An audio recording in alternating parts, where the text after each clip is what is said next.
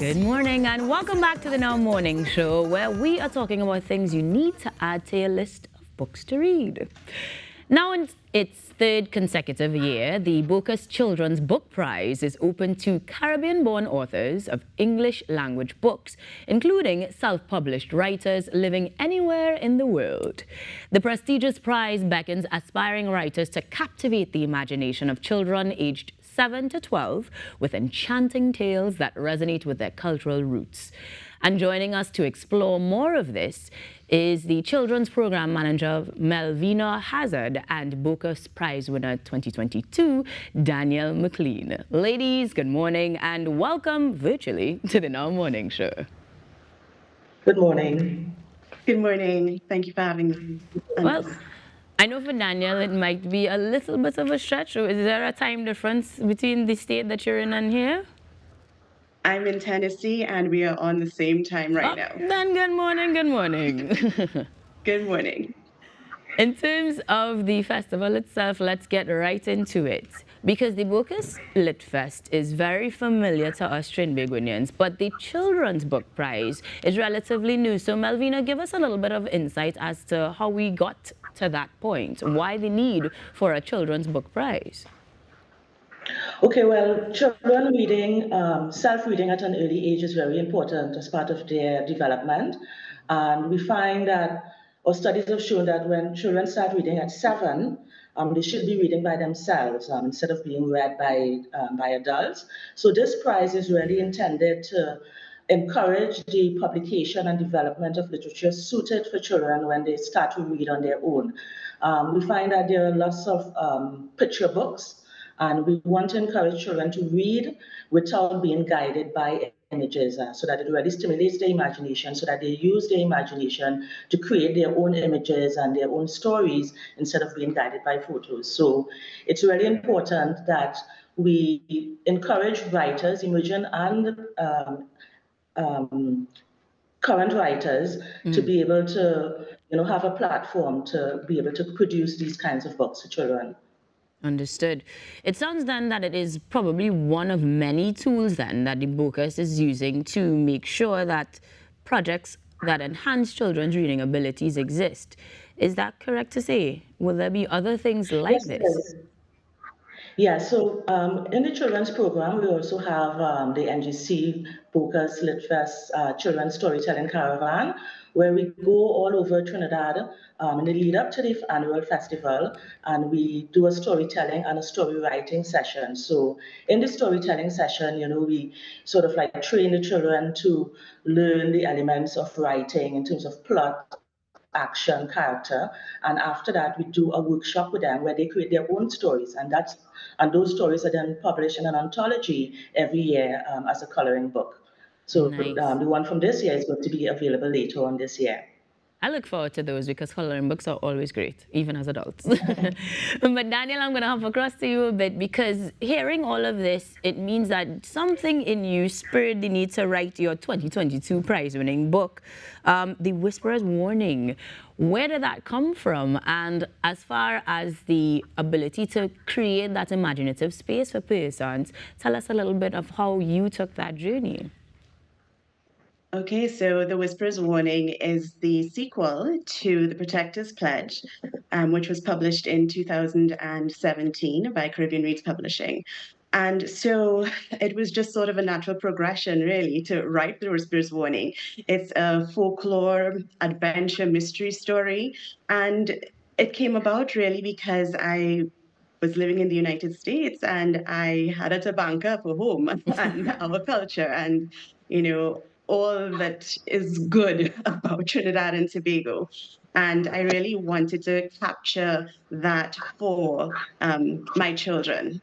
And so the best way for me to do so was to write a story, write a book about that. And so that was really the inception for it. Now you are living abroad and bilingual, trilingual, so that we will see all sorts of textures being added to your writing, I imagine. If you were to give a person who is looking on right now, perhaps looking at getting into this year's competition, any advice at all? Any words of inspiration or guidance? I would say, sometimes there's this little voice in your head that, makes you a little hesitant to put yourself out there, to, promote yourself, to take the chance. And I would say, just go ahead and do it. You've already, done a phenomenal job of writing a book. That's the hard part. But it doesn't stop there. And to just sort of take that leap and to submit to the prize. It's a wonderful opportunity to potentially promote yourself, your stories, your work, your voice, and to also just, elevate the vision of to elevate Caribbean children's literature, Yeah. regionally as well as globally. Absolutely. On that note, Malvina, could you tell us the criteria or some of the details we need, deadlines and those basics for those who are looking at getting into that competition after those words of inspiration? Okay. So the call is open to any writer or aspiring writer born in the Caribbean, living anywhere in the world. Right. So that's the first criteria. They must must be submitting original works targeted to children 7 to 12 years old. And the books must be published for the first time between 1st of September 2022 and 31st of August 2023. Self-published books are also eligible, so we encourage self-published writers. The books should have been written by a single author or a collaboration of three authors, and it must be a complete set, so not an anthology. And we accept submissions either in prose, poetry, graphic novels, but not anthologies, not manuals, not short stories.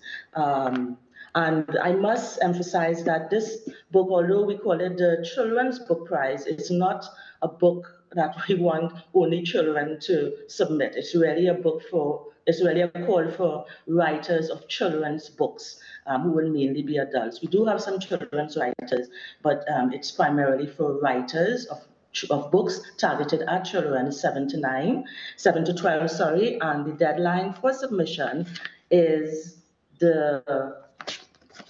sorry, let me get that. It's an important date. Sorry. Okay, let me get back to you on that. We I believe it definitely was will. September 18th, I believe, for this year. Yes, September Right. 18th. Sorry about that.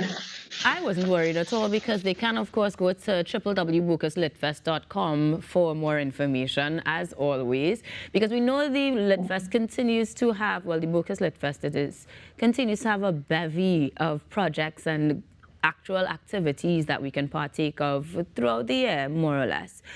Before we get into that calendar of events of sorts, Danielle, could you tell us, are there any other more books up your sleeve that we can look forward to, perhaps?